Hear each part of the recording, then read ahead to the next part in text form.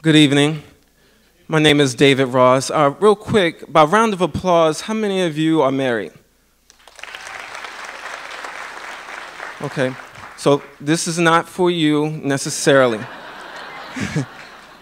This is for those who believe in fairy tales. We pretend to grow peaches in our home's garden.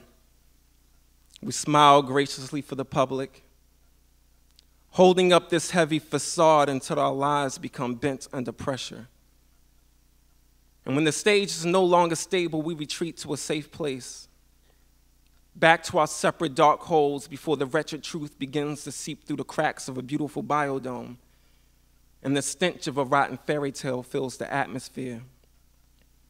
Marriage is never what you expect it to be. It's in an attractive gift box propped with a stick, sitting gorgeous upon a green daisy-laced field, devilishly waiting for some fool to walk under then snap shut.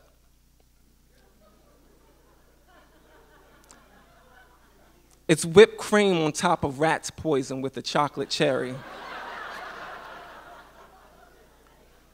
It's the 25th hour, the last song on the soundtrack of your miserable life. It's the pretty prelude to having an affair,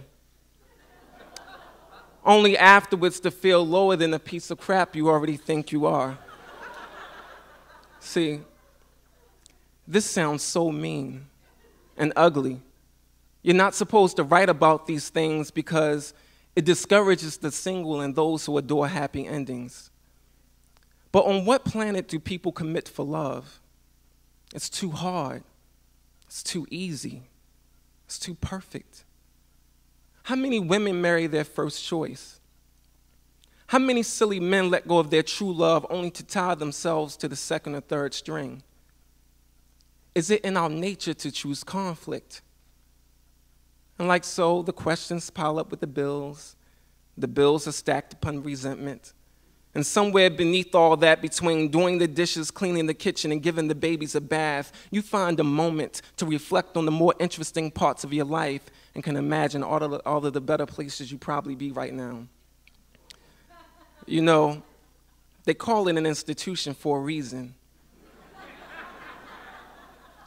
How strong is your mind before it drives you crazy? I mean, I don't look like Morpheus. And when I tell this story, people will knit their eyebrows and ask, well, why did you do it then? And I'll reply without taking a breath and say, because it tasted like butter cookies.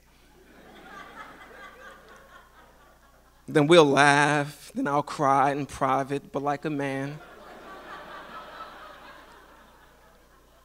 And I'll say, but no, on a serious note, it's because I love my son. I love who I thought she was. I'm learning to love who she is. I love the idea of what I know we could become, or maybe it's all in my head. But I love to at least try because I hate to give up and simply part ways and walk like she's someone I never knew, like it was never true. I'm not a failure, never have been. I'm an example because young eyes are watching me. But maybe this time isn't an example to them of what not to do.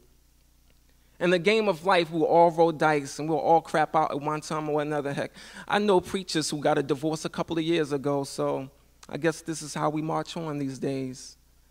Life and love are phases just like anything else, but the trick is to extend that moment in time that you really, really like for as long as you can. Because sometimes each other is all you got to win. Keep loving her anyway, like there's no end. Dedicated, like a kid in the arcade. Until you run out of coins, try again. Thank you.